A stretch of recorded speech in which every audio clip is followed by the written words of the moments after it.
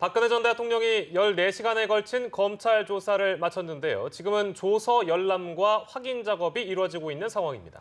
박 전 대통령 본인이 조서에 서명하는 즉시 귀갓길에 오를 것으로 보입니다. 서울중앙지검 연결합니다. 이소영 기자. 네, 검찰특별수사본부는 조금 전인 어젯밤 11시 40분쯤 박근혜 전 대통령에 대한 조사를 마쳤다고 밝혔습니다. 박 전 대통령 조사는 오전 9시 35분쯤부터 진행됐으니까 무려 14시간에 걸친 마라톤 조사가 진행된 겁니다.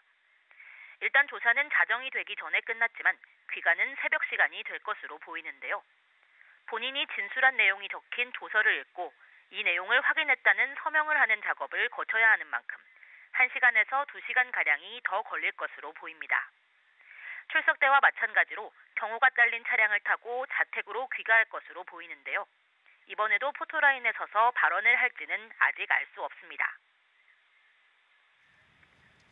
긴급 체포나 구속영장 청구는 이뤄지지 않았는데 박 전 대통령의 신병 처리 방향은 어떻게 예상됩니까? 네, 검찰은 일단 박 전 대통령을 집으로 돌려보낼 것으로 보입니다. 일각에서는 박 전 대통령에 대한 구속수사의 필요성이 제기되기도 했는데요. 구속영장 청구 등 신병 처리 방향은 조사 내용을 다시 한번 꼼꼼하게 살핀 뒤 조만간 결정할 방침입니다.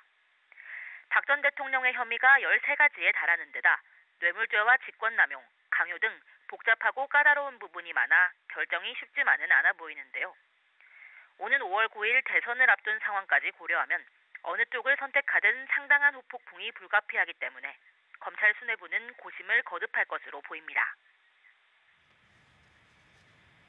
네, 오늘 박 전 대통령에 대한 검찰 조사가 어떻게 진행됐는지도 전해주시죠.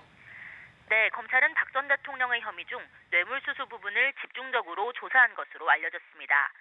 한웅재 형사 8부장과 이원석 특수 1부장이 기업으로부터 미르와 K스포츠재단 출연금을 거둔 경위와 삼성의 최 씨 일가 특혜 지원 부분을 각각 캐물었는데요.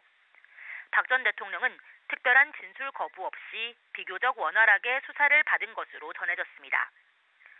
검찰 관계자는 박 전 대통령이 단답형 답변도 했지만 질문에 따라서는 적극적인 해명도 했다고 밝혔는데요. 진술 내용에 대해서는 밝힐 수 없다고 말했지만 박 전 대통령의 앞선 발언 등을 살펴보면 혐의 사실에 대해서는 여전히 부인한 것으로 보입니다.